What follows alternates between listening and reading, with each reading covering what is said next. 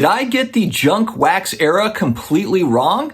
This video is inspired by John Mangini, the John Mangini Collection YouTube channel. We'll talk about it.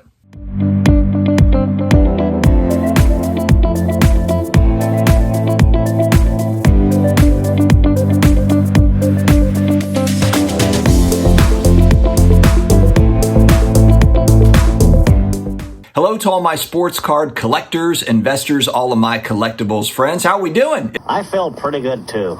I think I finally got some sleep.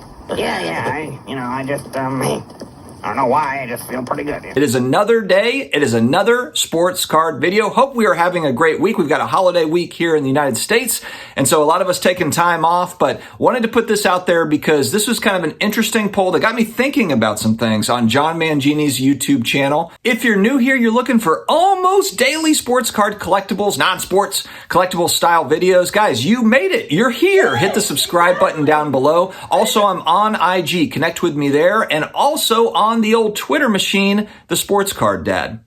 Big shout out to today's sponsor, Card Shop Live. Check them out. It's a fun live streaming app where you can buy, sell sports cards, get into breaks, do all the stuff. Check it out. I will put the information in the video description as well as pinned in the comments. Card Shop Live. All right, I saw another hobbyist, John Mangini, the John Mangini Collection. John Mangini, I think is the name of his YouTube channel. He did kind of a community poll, and it was basically talking about how, he thinks the term junk wax era is just, it shouldn't really be used. There should be something better. And so he's taking a poll, and he's got some different options there because he's trying to focus around changing the name of the junk wax era into something more positive. And when I first saw the poll, I was like, man, John, this sounds kind of cheesy. You're being a little bit dramatic. I don't think people necessarily mean it in such like a bad way. But then I understood where he was coming from. And it actually got me thinking kind of on a more deeper level about that particular subject because it's a widely used term. I use it too. Junk slab era, junk wax era.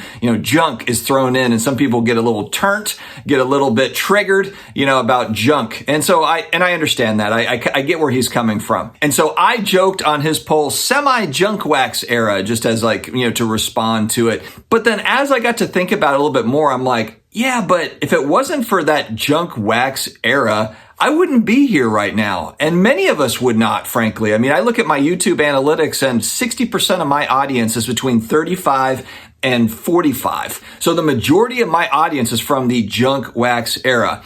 And there's just so many memories that came from that. So if we're talking from the standpoint of what is stuff worth, what is that cardboard worth in terms of money, in terms of dollars, then yeah, absolutely. It's not, there's a lot of stuff that just isn't worth very much. But the memories that come from that era and actually just the way that era shaped us, and I responded back to him, I said, maybe this is the priceless wax era. Maybe it's the priceless era because in reality, this is what set it all up for most of us. Most of the people that are really in the hobby and spending a lot of money in the hobby are in that kind of 35 to 55, 60-year-old range. But really, a lot of those folks remember this time period between 1987 and 1993. It's locked in our brains, and that's really what kind of got cards way more mainstream than it ever was before. For me personally, I used to go fishing on Saturday mornings with my dad. We used to go on base. We would go to the shopette and get RC Cola, moon pies, and I would get packs of 89 Donruss baseball cards. And that was part of our routine. My parents ended up getting divorced in 1992. And so for me, that was kind of like the close time I had with my dad. The one thing that I did with him, because he traveled a lot for the military, that was kind of the thing that me and him did as a bonding thing. I wasn't very good at fishing. I really wasn't that interested in fishing, but just wanted to hang out with him. And it was fun to drive around on the boat and do all that stuff. And so just good times, good memories, kind of leading up to a very bad time, in my childhood. And so I hold that, very close. And cards were part of that deal. 89 Donruss baseball, 89 Pro Set football, Beckett magazines. That's all part of that world. And what's funny is this is a very small span of time that had a massive impact on my life and many others, many people that watch this channel, frankly. So again, as we kind of dig into the junk of it, yes, I guess the cardboard itself from a monetary standpoint, not worth a whole lot, but the sentimental value and also just the way that it shaped a lot of us and kind of steered our life and eventually got us back into this is really kind of a whole different thing. So I appreciate John for kind of making this post because it got me thinking a little bit deeper than just the surface stuff. So guys, definitely check out John Mangini Collection, I believe is what his YouTube channel is called. I'll tag him kind of in this video, but he does a lot of great collector videos.